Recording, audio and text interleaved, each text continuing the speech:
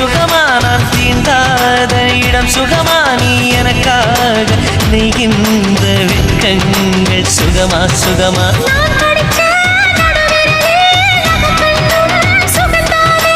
இடைவெளிகள் குறைந்து விட்டால் இம்சைகளும் சுகம்தானே